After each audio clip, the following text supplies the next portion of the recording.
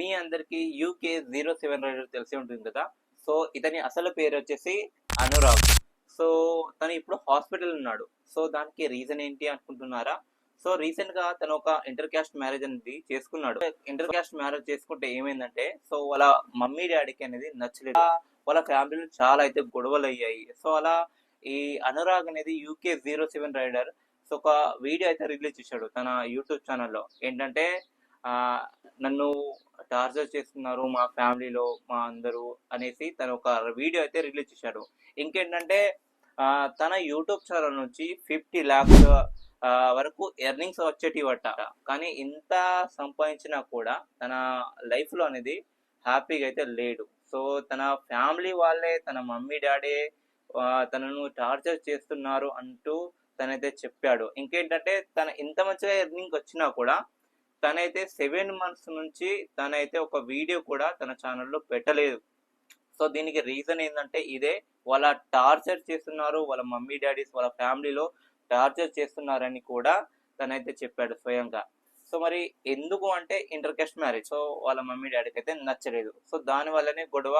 ఇంకేంటంటే తను ఢిల్లీలో ఫార్చునర్ కార్ తీసుకెళ్ళి అండ్ ఇన్స్టాగ్రామ్ లో లైవ్ చేస్తూ అందరికి నా లైఫ్ ఇలా అవుతుంది, నేను ఇలా చేయబోతున్నాను అనేసి తన స్టీరింగ్ అనేది ఒకేసారి రైట్ సైడ్ తిప్పడం వల్ల ఏమైందంటే డివైడర్ పైన ఎక్కి తన కార్ అయితే బోల్తా పడింది.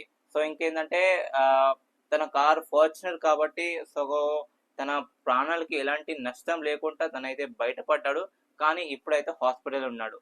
ప్రాణాలతోనే ఉన్నాడు కానీ ప్రాణం ఉంటుందో పోతుందో అనే ఒక సిచ్యుయేషన్ లో ఉన్నాడు ఇప్పుడు. సో ఇది గాయస్. సో ఏంటంటే సో మీరు కూడా ఇలా చేయాలి, ఇలా చేస్తారనుకుంటున్నారా? కానీ ఇలా అయితే చేయొద్దు గాయస్, ఓకేనా? సో ఫ్యామిలీకి నచ్చకపోయినా మీకు ఎలా అనిపిస్తుందో అలా చేయండి, కానీ ఇలా చేయడం మాత్రం అసలు కరెక్ట్ కాదు. ఇంకేంటంటే ఎవరైనా కానీ నా కొడుకు మంచిగా ఉంటే చాలు అని అనుకుంటారు.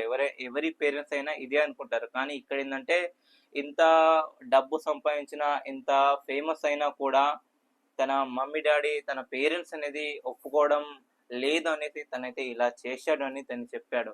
సో ఇది ఎంతవరకు కరెక్టో మీరే చెప్పండి గైస్, ఓకేనా? తనైతే ఇప్పుడు ఢిల్లీ హాస్పిటల్లో ఐసీయూలో అయితే ఉన్నాడు. సో మరి డాక్టర్స్ ఏం చెప్తారో మరి.